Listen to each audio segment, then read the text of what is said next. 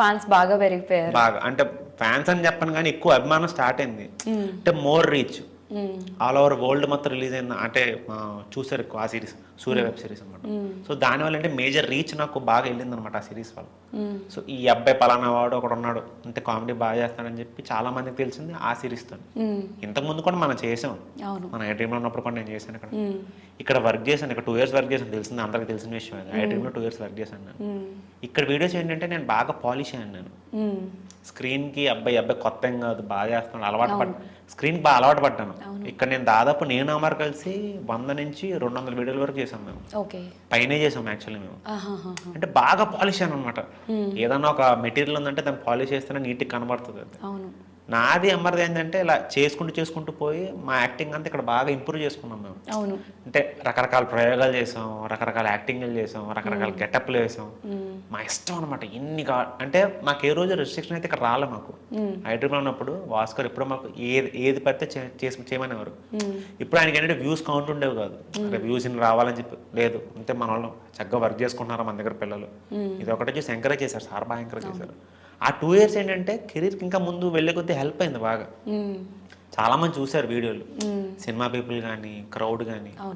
తర్వాత అంటే రెగ్యులర్గా ఏంటంటే మనకి ఇదంతా హెల్ప్ అయింది. ఎప్పుడైతే ఈ పునాది అంటారు చూసావా, ఫౌండేషన్ ఎప్పుడైనా స్ట్రాంగ్ ఉంటే మన ఫ్యూచర్ బాగుంటుందంట. సో ఈ ఫౌండేషన్ అంతా స్టార్టింగ్ నాకు అలా కుదిరింది అనమాట.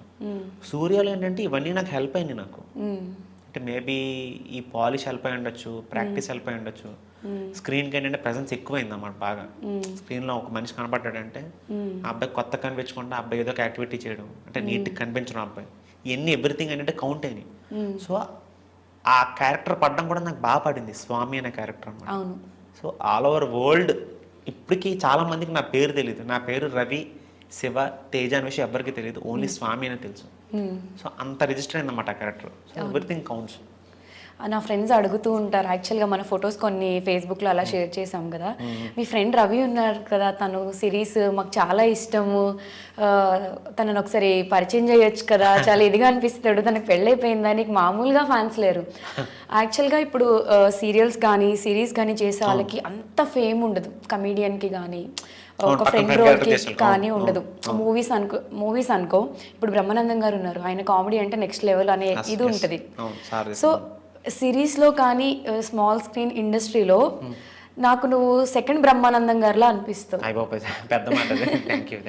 నిజంగా సీరియస్లీ చాలా సార్లు నేను ఫీల్ అవుతాను అది చూసినప్పుడు. ఆ హార్ట్ఫుల్గా నువ్వు చేయడం కానీ ఆ కామెడీ అంతా ఎందుకో నువ్వు బాగా దించేస్తావు, నీకు బాగా సెట్ అయింది అనిపిస్తుంది. చాలా మంది ఫ్యాన్స్ ఉన్నారు నీకు, వాళ్ళందరికీ ఏం చెప్తావు? అదే ఈరోజు ఈ స్టేజ్లో ఉన్న కారణం అయితే వాళ్ళే ఎంకరేజ్ చేశారు కాబట్టి ఈ స్టేజ్లో ఉన్నాను నేను. లేకపోతే ఈరోజు రవి లేడు, ఆ స్వామి లేడు, గోపాలం, సారంగ పని ఎవ్వరు లేరు. ఇలా ఐటెంలో వర్క్ కూడా చేసేవాడు కాదు నేను ఎంకరేజ్ చేయకపోతే. అబ్బాయి ఏం యాక్టింగ్ చేస్తాడంటే అనుకునే ఉంటే ఈ పాటికి అసలు ఉండేవాడే కాదు. తిట్టుకునే వాళ్ళు ఉన్నారు, నెగిటివ్ లేకపోతే లైఫ్లో అది బోర్ కొడుతుంది ఉంది. బట్ మేజర్ ఏంటంటే మనకు పాజిటివ్ రెస్పాన్స్ ఎక్కువ ఉంది.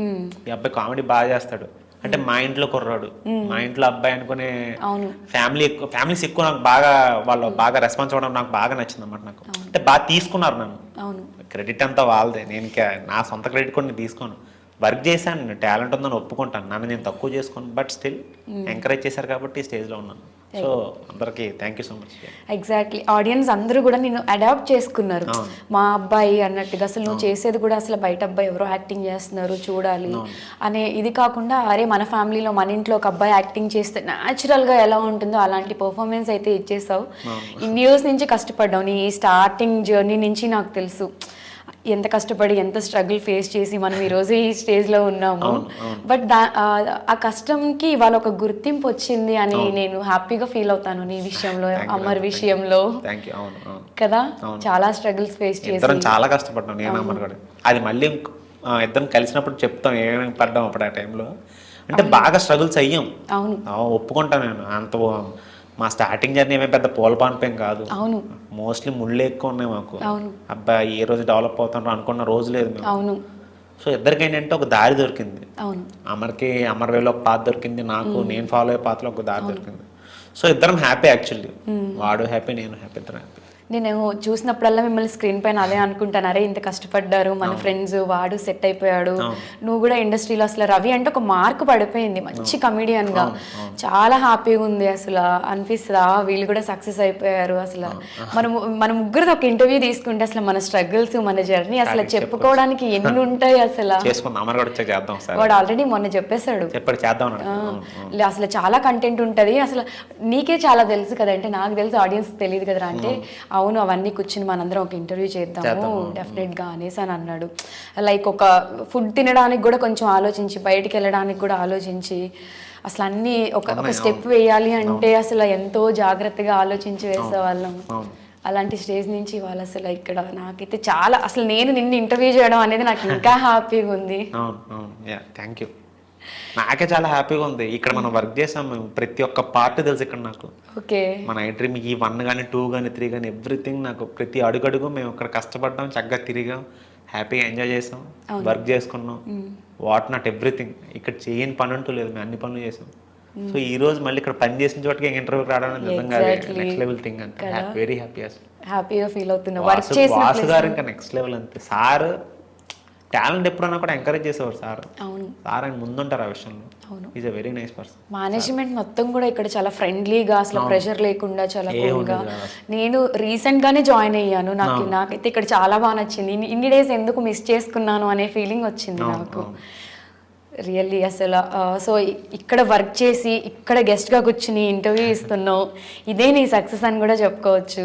పార్ట్ ఆఫ్ సక్సెస్ ఇది కూడా. ఎంతో కొంత ఏదో అదే లైఫ్లో ఏదో పీక్ అంటారు పర్లేదు అనిపించే ఒక మూమెంట్ అనమాట ఇది. అవునా? మంచి మంచి కాంప్లిమెంట్స్ తీసుకున్నావా ఇంట్లో? ఆంటీ అంకుల్ ఎలా ఫీల్ అయ్యారు? అమ్మా నాన్న ఎప్పుడూ హ్యాపీ అసలు. మొన్న 24th అనుకుంటా, March 24th మా కాలేజ్లో ఫెస్ట్ జరిగింది. నేను చదివిన కాలేజ్లో. ఓకే, నేను ఇంజనీరింగ్ చదివాను, వాసవి కాలేజ్ అది వెస్ట్ గోదావరిలో. నన్ను గెస్ట్ కింద పిలిచారు ఫెస్ట్కి. వావ్. మా నాన్న వచ్చాడు పాపం, చూద్దాం అని చెప్పి అసలు ఎట్లా ఉంటుంది రెస్పాన్స్ అని చెప్పి. ఆ రోజు నాకు చాలా హ్యాపీ అనిపించింది. స్టేజ్ మీదకి వచ్చినప్పుడు నాన్నని పిలిచారు పైకి. నాన్నకి అబ్బో వెరీ ఎమోషనల్ మూమెంట్ అది. అబ్బా అంటే చేస్తే ఈయన కోసం చేయగలరు ఏదన్నా చేస్తే లైఫ్లో. ఇంతవరకు సాధించిందంతా ఆయన ఇచ్చింది నాకు. ఇదేది నాకు వెనకాల ఇప్పుడు నా వైఫ్ కానీ లేకపోతే మా మామగారు ఇవన్నీ కాదు. నాకు ఎవ్రీథింగ్, నా జీవితం మొత్తం మా డాడీయే. నాకు ఇచ్చింది మొత్తం అంతా ఆయనే. ఆయన లేకపోతే నేను లేను. ఈరోజు నా నేమ్ లేదు, నా ఫేమ్ లేదు, నా లగ్జరీ కానీ ఈరోజు అలా కూర్చున్నానంటే ఎవ్రీథింగ్ బిలాంగ్స్ టు హిమ్. మా నాన్న ఇచ్చిందే, మా నాన్న చేసిందంతా. వెనకాల ఎవ్వరు కాదు, నా వైఫ్ కాదు, మా మామగారు ఎవ్వరు కాదు, ఓన్లీ మై డాడ్. అంతా ఎవ్రీథింగ్ ఆయనకి. మా అమ్మ నాన్న కష్టమే ఈరోజు నేను కూర్చోవడం కారణం అంతే. వాళ్ళు కూడా సపోర్ట్ చేస్తూ వచ్చారు.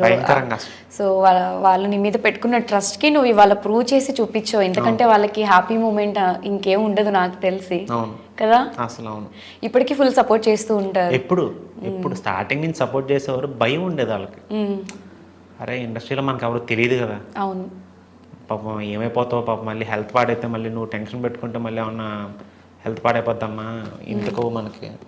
ఇప్పుడు డిస్కరేజ్ చేసేవారు కాదు, నన్ను ఎంకరేజ్ చేసేవారు అమ్మ నాన్న. ఎప్పుడు నన్ను చూసుకో మరి, ఎవరు తెలియదు కదా.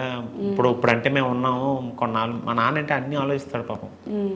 చూసుకోమని చెప్తే పర్లేదు. ఏ రోజు అంటే బాధ నా వరకు రానివ్వలేదు వాళ్ళు పాపం. బాధ ఏమనుంటే వాళ్ళే పడ్డారు కానీ, అరే మనం టెన్షన్ పడితే ఆడికి తెలిస్తే ఆడు ఇబ్బంది పడతాడు, వద్దులే ఆయన కష్టపడిన ఆడికి ఛాన్స్ ఇద్దాం, చేస్తున్నాడు కదా వీడియోస్ బాగా చేస్తున్నాడు, నా కొడుకు కష్టపడుతున్నాడు అని చెప్పి అనుకున్నారు. కానీ వెయిట్ చేశారు. నేనెంత వెయిట్ చేశానో నాకంటే ఎక్కువ వెయిట్ చేశారు వాళ్ళ కొడుకు సక్సెస్ గురించి. ఇప్పుడు మనం వెయిట్ చేయడం అనేది ఎందుకంటే మనం చెయ్యాలి, చేయకపోతే మన సక్సెస్ ఎప్పుడు వస్తుందో మనకు తెలియదు. ఇండస్ట్రీ అంటే అంతే, చేస్తూ ఉంటే ఎప్పుడు ఒకసారి బ్రేక్, డోర్స్ ఎప్పుడు ఓపెన్ అవ్వవు, ఎప్పుడు క్లోజ్గా ఉంటాయి ఇండస్ట్రీలో ఎప్పుడు మనకి. సో మనం వెయిట్ చేయడం తప్పదు. పాపం అమ్మ నాన్నలకి ఏం కష్టం వచ్చింది పాపం. వాళ్ళు ఏంటంటే స్టిల్ లేదు నా కొడుకు సక్సెస్ అవుతాడు, వెయిట్ చేద్దాం మనం కూడా. పాపం వాడు వెయిట్ చేస్తున్నప్పుడు మనం వెయిట్ చేయడంలో తప్పే ఉంది.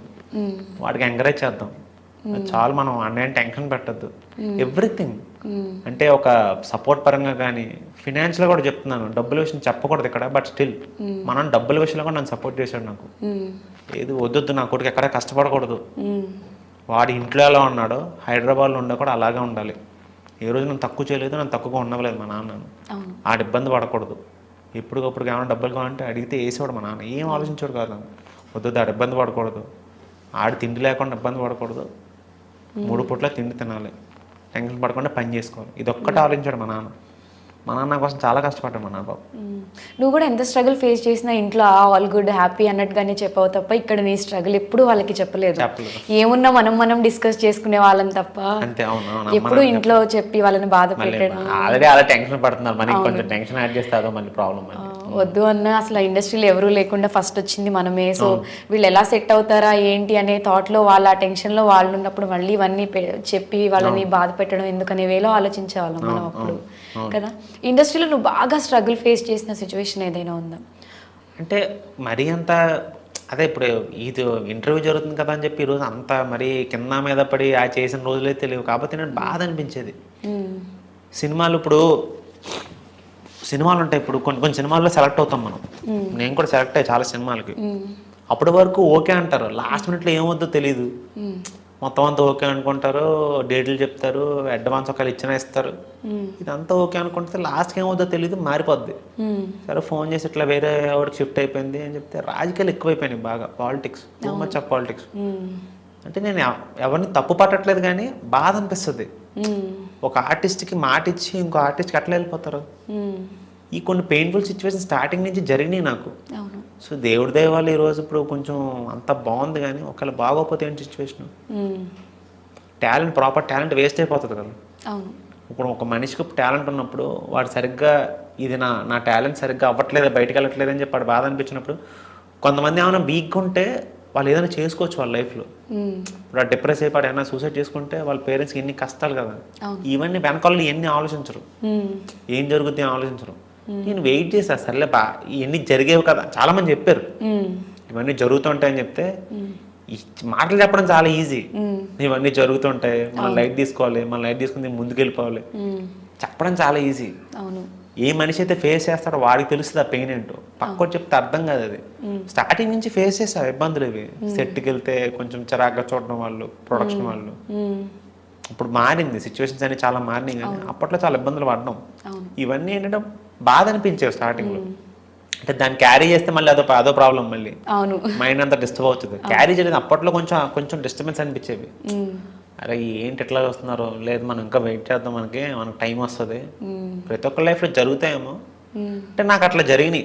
ఇట్లా క్యారెక్టర్ ఎట్లా అనుకొని వేరేవాడికి ఇచ్చేయడం, లేకపోతే ఈ పాలిటిక్స్ అనమాట. వెనకాలంటే అవి ఆలోచించరు, అది కొంచెం బాధ అనిపించింది అంతే. పెద్ద మరింత వరస్ట్ సిచ్యువేషన్స్ అయితే ఏమి లేవు నాకు, చిన్నవి. వాటిని నేను క్యారీ చేయలేదు అంతే. అమ్మ మనకి ఎందుకు నేను వదిలేసాను అనమాట. నా వైఫ్ కూడా చెప్పేది అప్పుడు స్టార్టింగ్ నుంచి నాతో ట్రావెలింగ్ ఉంది కాబట్టి 2016 నుంచి తను నాతోనే ఉంది. తను చెప్పేది మైండ్లో తీసుకోక ఇలాంటివన్నీ, మనకు టైం వస్తుంది. సపోర్ట్ అంటే కొంచెం నా పర్సనల్ సపోర్ట్ తను చాలా ఉంది స్టార్టింగ్ నుంచి. లేకపోతే తను లేకపోతే మరి ఏమైనా నాకు తెలియదు కానీ నాకు